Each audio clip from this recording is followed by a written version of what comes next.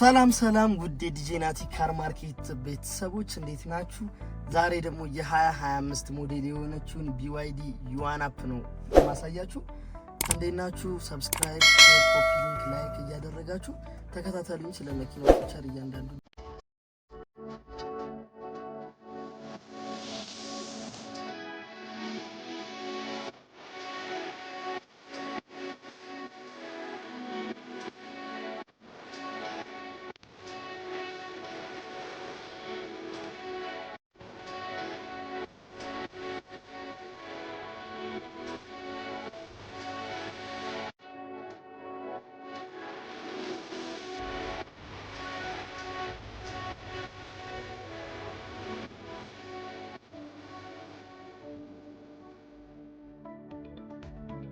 እዚህ ጋር እንደምትመለከቱት ዋየርለስ ስልካችንን ቻርጅ ማድረግ ያለው ማርሹ እዚህ ጋር ነው የሚገኘው።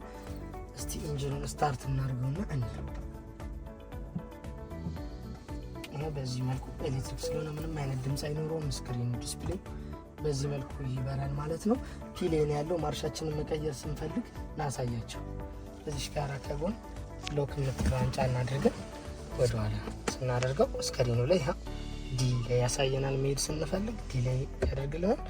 እንደዚሁም ደግሞ መቆም ስትፈልጉ የዚህ መኪና ወደፊት ስታደርጉት አይደለም ፒሌ የሚሆነችን ፑሽ ስታደርጓት ፓርኪንግ ላይ እጅ ፍሬን ይይዝልናል ማለት ነው።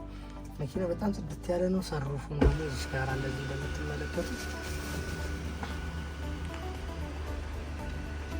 በደንብ እስከ ኋላው ድረስ ይከፈታል። እዚህ ጋር ሲፈልጉ ደግሞ በዚህኛው ፑሽ ስታደርጉት ይዘጋዋል ማለት ነው። እዚህ ጋር ደግሞ ሙዚቃ ምናምን መጠቀም ስትፈልጉ የሙዚቃችሁን ቮሊዩም መቀነሻና መጨመሪያ አለው። እዚህ ጋር ሁለት ካፕ ሆልደር አለው። እዚህ ጋር ደግሞ እቃ ማስቀመጫ ቦክስ አለ። እዚህ ጋር ደግሞ በተጨማሪ ሌላ የእቃ ማስቀመጫ ይኖረናል። የመኪናው ሙሉ ማኑዋል እዚህ ጋር አብሮ እናገኘዋለን ማለት ነው። ውጭ አካሉንና ሌሎችን ኦፕሽኖች ላሳያችሁ። ሰብስክራይብ ማድረግ እንዳይረሳ፣ ተከታተሉ።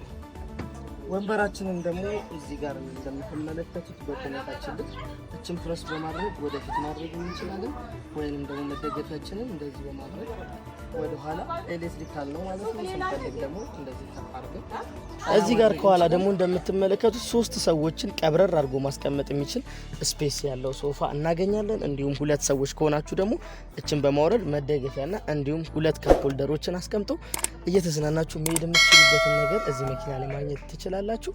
እዚህ ጋር ዙሪያውን እንደምትመለከቱት ደግሞ ኤርባጎች አሉት። በየትኛውም አካባቢ ላይ ኤርባጎች ስላሉት የሴፍቲ ነገር አያሳስብም። እንዲሁም ደግሞ ከኋላ ተቀምጦ ላለ ሰው ሁለት USB ስልክ ቻርጅ ማድረግ የምትችሉበት። ከኋላ ደግሞ እንደምትመለከቱት እዚህ ጋር የቻርጀር ኬብሉ አለ፣ እሳት ማጥፊያና እንዲሁም አንጸባራቂ አንድ ላይ እናገኛለን።